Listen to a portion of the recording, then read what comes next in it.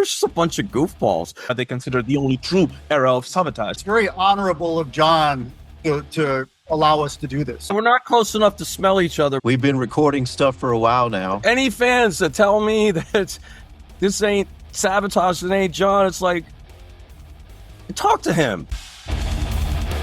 Hello, you Metal Pilgrims, and a very special welcome to all the Savatage Legions for today. For the very first time ever, we're super happy to welcome nobody else but Savatage themselves, talking about the 2025 Reuinion Tour and much, much more. Guys, thank you so much. Zach, Jeff, Chris, thank you so much for finding time and joining me. How are you? You got it. Good. Thanks for having us here. Thank you. It's freaking awesome, guys. I've been a Savatage fan for as long as I remember myself, so it's an honor and pleasure to have you guys here. It's freaking incredible. Are you guys all at the same location right now, or no? I'm confused. Yeah, we're not close enough to smell each other, but we're close enough to be near each other. So, but yeah, I don't know. I'm on the 6th floor. I don't know where they are right now. We're close. Well, either way, thank you so much for finding time amidst the tour. I know it's very, very hard to do that. Obviously, the biggest news in the world of Savatage, TSO, and heavy metal overall for the past couple of months has been the announcement of a Savatage comeback in 2025, which I am, of course, very, very happy and excited for. But I can't even imagine how excited you guys are, to do that once again. So, first of all, and Chris, apologies, you'll have to do it again. But why now? Why did you decide to bring it back today in 2020? Well, I mean, I think we wanted to do it basically after we played Wacken, and as we were trying to organize things, you had Paul O'Neill pass, and then you're going through these different little humps, and then we wanted to start working and releasing a record with Savatage, and then Jon had some health things, I think, and the decision to do the shows is kind of something I was just talking about in the last interview. Last summer I was over in not this summer, the summer of the year before, I was in Germany, and I played the very last it was called Rock of Ages that Horst had. It was the Bang Your Head festival, and the gentleman who had run that festival had passed away since then, but he had told me if there was anything that we could do, please let Savatage play again. And I think that when you look at that whole thought about the fact that there are people that we're fans or that we knew that have gone since then, I don't think there really should be a reason for this. What is the time? It is, this is, as the song says, this is the time. I think it's the best time because we all are here, and we can play, and Jon is going to get his health together to be a part of it. When we're rehearsing, when he can do shows, he will. But I think that when we look at everybody, we don't want to waste any more time of our time that we could have together as a band, that we could have as fans, and we could travel the world and do this. So for me personally, I'm just really happy to be with my brothers again and to get a chance to see these fans and the ones we never got to see. And like I said, also, I never considered us broken up. We never did. So when people say it's a reunion, it's not necessarily a reunion. It's just we're coming back out, and it was a long break, and that's the way it is. And for me, the fact that I never was willing to say we broke up. It wasn't released for me. So it's one of these things where you had a gag hold on your throat for 20 years, and now it's released, and you just feel like I'm me again. Not that I wasn't in the bands that I was playing in, but Savatage was such a big part of my life and a part of me as a person and my heart and soul that it just makes me feel like really full right now as a person. And you started talking about Jon. We'll talk about him in a moment, a little bit. But you think you just mentioned that there is a chance that he'll do something similar to what Glenn Tipton is doing currently with Judas Priest. So whenever he can perform, he might go up on stage and do a song or two, you think? I mean, that's the idea for us, is really it's going to be up to Jon, when Jon is able to do what Jon is able to do.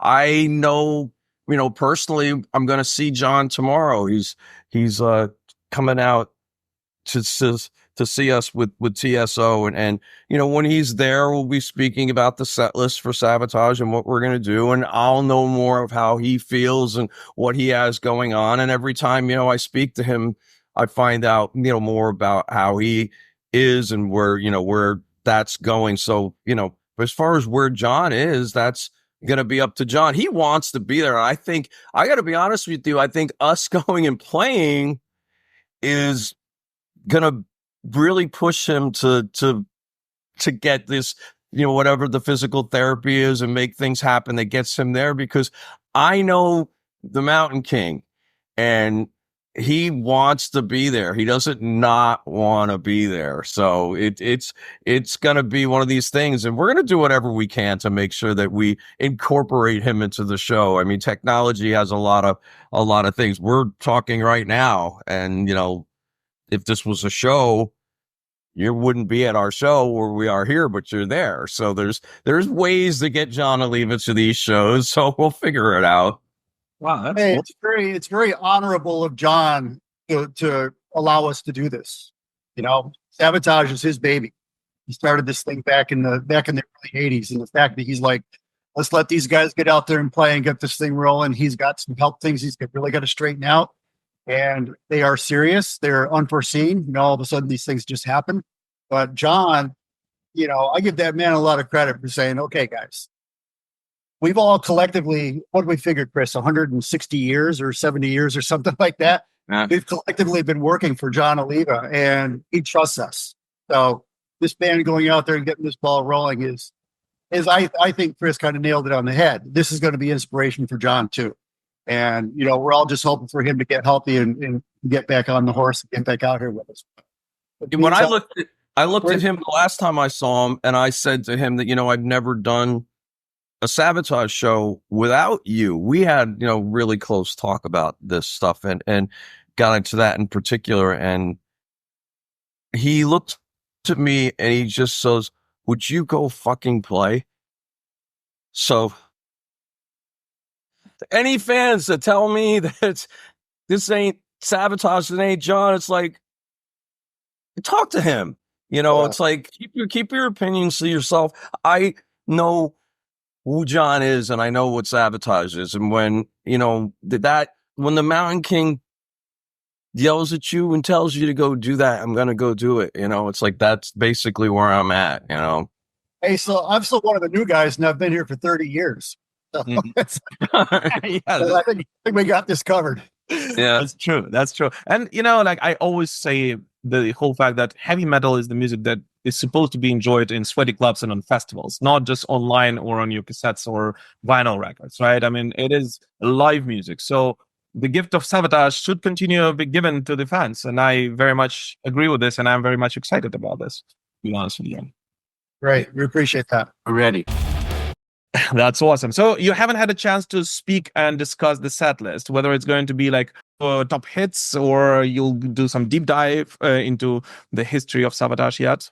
Any idea? We're going to do our greatest misses. No, all the ones. Which ones of those? Tell me. You almost liked. No. Everything. We got like 3 sets or whatever going around now. You got to have a shorter set. For your shorter festivals, you got to have a medium length set for things that are a little bit longer, and then you got a headline set about 90 minutes or a little bit more. So we've got, there's at least 3 of them going around right now. But we're plugging in stuff that we can. I mean, we got a little bit of everything. We're covering. We got back history before me. We've got the beginnings of when I came in Edge of Thorns. All those other 5 albums, everything, and even the most current stuff. There's a little bit of everything. I think we've got a really good basic set laid out there that covers the entire history of Savatage. So I'm very excited about it. I look at it, and some of the stuff that even me and Chris were going back and forth with stuff. I look at that set I showed you the other day, and I'm like, I smile because it's just so much great stuff. There's always we can give it back to the fans. There's always going to be a fan that's going to have a song we didn't play that they, we'll see. So we'll get to these shows and somebody be like, oh, I wish I heard this one. And I think that, we have time to get the set list together. I mean, maybe we could have more songs than we have on the list just in case something like that happens. I know I went through that so much with Doro, because she would sit there, and if there was one fan after the show that said, you didn't play Metal Tango tonight. The next day she would be like, oh, cause we have to put some, it's like, you're going to listen to that, but we're going to put it all together and try to compile what we feel is what's going to be what everybody's going to want to see. And like Zach said, you got the difference between an hour and 10, and then, the couple hours of a headline show, whatever. So we'll piece it all together. And if, as we're going, there's something that we might be missing, we're also able to put things together as we're doing things too. I mean, so we'll play it by ear, but we basically know what everybody wants to hear. And just to add to what you guys have been saying, Savatage overall has such a diverse catalog, throughout the years. And I feel like there's so many different, people who've got introduced to Savatage with a specific era. And this is the era they consider the only true era of Savatage. And they will always get pissed if it will be underrepresented, concert. Always, no matter what you do. So I think it's a matter of just playing whatever you guys want, and you'll find the audience that will love it. Because I'm sure that at this point, Savatage fans are simply amazed by the whole fact that you guys going back on the road as Savatage. The craziest thing. When I released the news bit about Savatage Monsters Rock, the first show you guys announced, there was so many people, and I continue seeing that online, especially younger generation of kids who started commenting about how they discovered Savatage, and through Savatage later on discovered heavy metal overall through that Office episode in which Dave Schrute was having a Christmas rock out. I don't know if you saw it, which was released, like 18 years ago.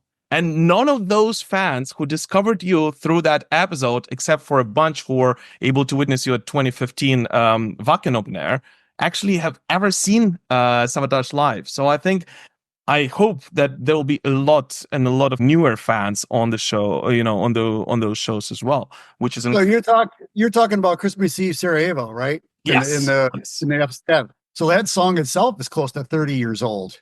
Yeah, I mean that really connected with and influenced a lot of people in a completely different genre to take a look at not just Savatage but heavy metal and that symphonic rock, so to speak.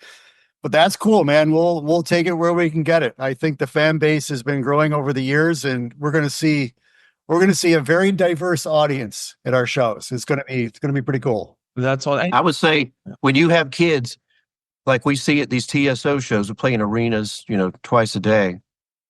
When you see kids with the Savatage shirts on, which I'm seeing more and more and more of, that's awesome. A great sign. Absolutely. I'm seeing kids now. They're like, 15, 16, 20. They're the ones representing what, there's a contingency of fans out there that wear these Savatage Savatage T-shirts to the TSO shows. I'm actually pointing them out, because they really get excited about that. So when I sing my song, if I find anybody, I'm pointing them out because it's almost like that's your reward for keeping the faith and wearing that T-shirt. But I'm seeing younger people, and so I'm excited about that. I think we're going to have a very young contingent, and like Jeff said, I think we're going to be representing across the board with the with the age dynamic. It's going to go from real young to, our original fans are now, I would probably say they're in their 60s. Yeah, the original Savatage fans. So the funny thing about demographic, the young fans is when they either online or they run into you and they'll walk up to me like, "You guys are legends." I'm like, "We're just a bunch of goofballs," but it's like that.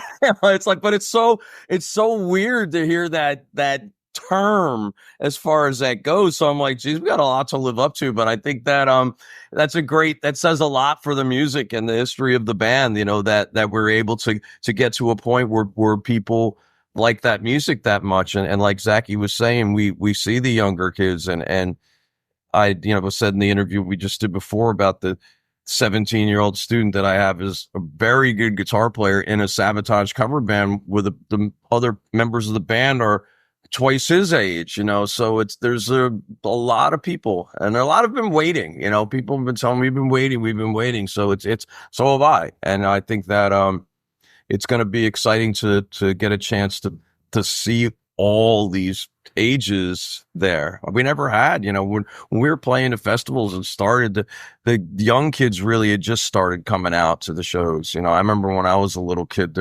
I won tickets and backstage passes to meet Judas Priest when I was 12.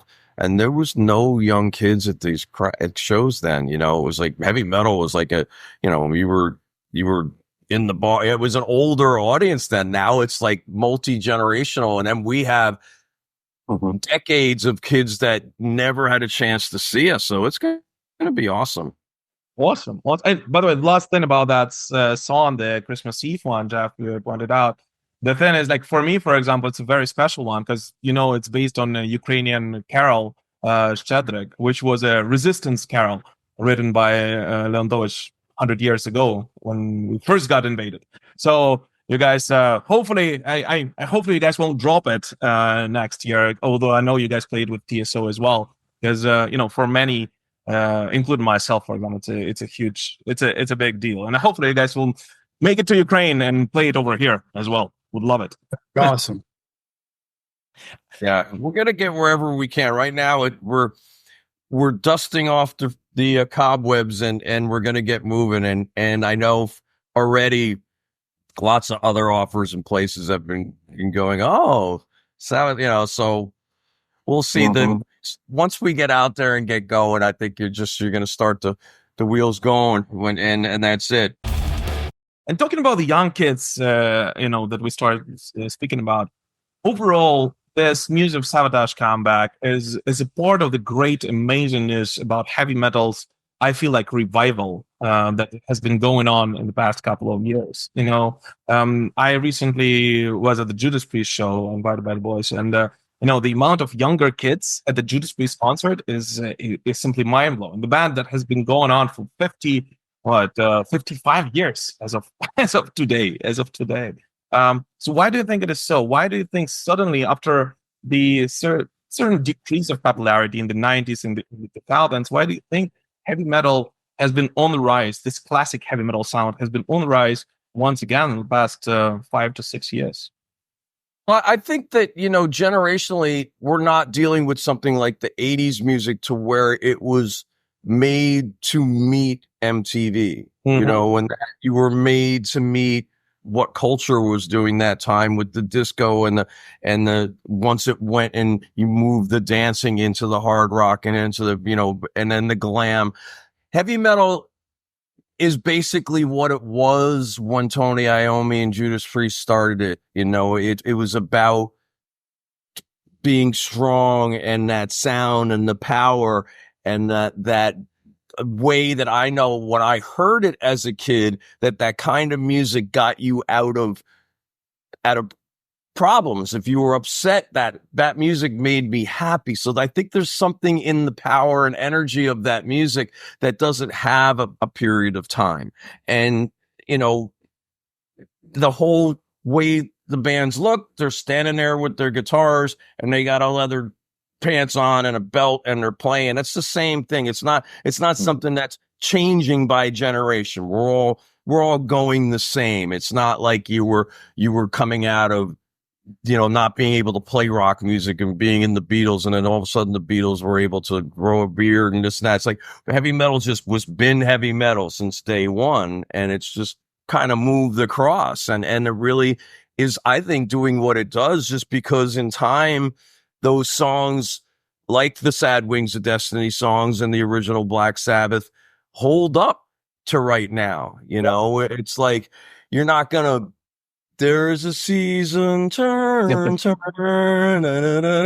not gonna see some kids that are out there with their tattoos and their earrings doing that, but you are gonna see a 14-year-old kid go, "Generals gathered in their masses." So it's like it's one of these things where it's the same but different, if that makes any sense. The initial fans for these bands are now parents and grandparents. And these kids, their kids have been listening to this stuff for the past 50 years also. So coming to a metal show, there's a certain energy and a certain, you know, it's sincere. There's really nothing pretentious about it. But metal shows are fun. You know, there's, like Chris was saying, you get this release when you listen to certain metal, you go to these shows. It is just something that I don't think is ever going to really die out. But you think about the fan base and how the it just keeps getting passed down from generation to generation, and all these kids are growing up learning all these guitar riffs, and it seems to be just kind of starting all over again. So, hey, we're coming out at a good time. I think this is going to be really cool. Are there any particular new bands that you guys are becoming fans of? See, that's a hard question for me to answer because there's so many new bands, and the problem with that is I am not or have not been out and about enough in the scene to really be out on the tours with these bands. I became fans of so many of these bands like the Nevermores and other bands like that. Like I mentioned in the last interview too about Children of Bodom, about Alexei and stuff like that. You became fans of these bands by being around these bands. I like Ginger a lot. I mean, that band, I think we're running into a couple festivals they're on. I mean, I first heard them and there was something in the way they wrote and the way she sings, and her voice is just, it's kind of like, Weissgluss in the way where she's able to go from that really dark voice into just about any way a female could sing. But I think there's something in the way that Ginger plays that I really love. It's like almost proggy, kind of like the way Mastodon, the band that Jeff really likes, that I like that band too, but I think that Ginger kind of puts that into their heavy. So I think out of the new ones, and they're getting big fast, Ginger, that you just watch them grow. They have that element that is so powerful to me that I think they're my favorite out of the newer ones that are really growing up fast. My favorite new band is Ghost, but they've already been around for like 20 years. So, there's so much out there. It's hard to keep up with it all. And this is something too that we have not really been on the scene or these festival circuits for a long time. We're going to get introduced to a lot of new bands that we've maybe heard of, and probably a lot of them we've never heard of. I'm sure there's some really cool new stuff out there. Next time we do an interview a year later, you guys are sitting in t-shirts of some 18-year-old guy. Exactly. Let's do it. Let's promote metal.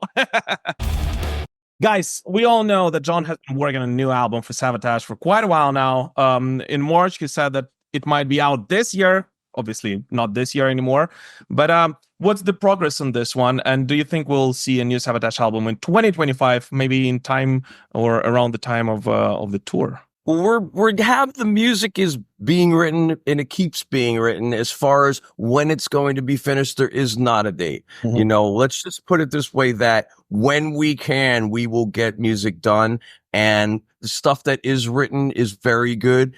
And when we get together and start playing, I have a feeling there's going to be new stuff that gets written too. I mean, in a perfect world, we get these shows done. We make a plan that's actually going to stay straight, and we can have an answer for this for an actual date.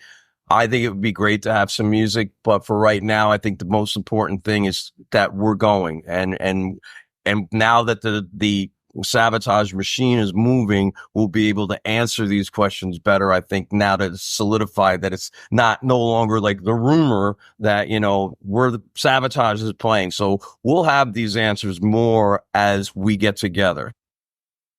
Well, and we have been working on music. We've been recording stuff for a while now. I mean, I've got about probably 8 or 9 songs that I've been working on with Jon. So, I mean, he keeps writing more, like Chris said.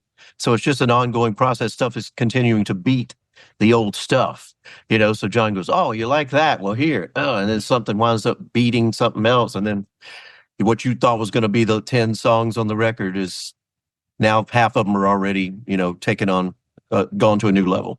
So, yeah, we got a lot of music. So it's just going to be a matter of time to when we can record it. This is awesome. And hopefully, as a Savatage fan, we'll get to hear it very, very soon, guys. Well, Zach, Jeff, Chris, thank you so much for finding time and joining me today. Any last message for the fans? I know you got a present time. Anything you want to share with them, old and new, all across the world? We can't wait to share the Savatage music with everybody live. It's one of my favorite things in the world to do, personally. Such great music, and finally getting out there and able to, to just share it live so that people can take it in. And they've always had it in their hearts, and we've always appreciated that. We got the best fans in the world. They keep us in their heart, Now the music is hopefully going to go out there and fill their heart, and then give everybody renewed energy. And then going forward, it's just going to keep snowballing. So I just can't wait to kind of give it back. You know, the people who built our band over the years is our fans. So to be able to give the music back is very important to us right now. Yeah, we have to thank them all for sticking with us. This is patience, tons of patience. It's really an honor to be able to come back out and do this. They've had great patience. And I So think we're looking forward to it. I can't wait to get to a festival again and see Savatage on the posters. You know, I've went and played with other bands throughout the years, and you're looking in this and that, and now it's just back to me, it's like being back to normal, you know, and you get there and it's like you're going to pull in there in the tour bus and there's going to be that dressing room area and the sign on the door is going to say Savatage, and it's going to be so much fun. I can't wait to get out there and just have us be Savatage again. And I think that, everything else that everybody wants to happen will happen from there. And it's just great to be back again together. So, well, in time, everybody will get.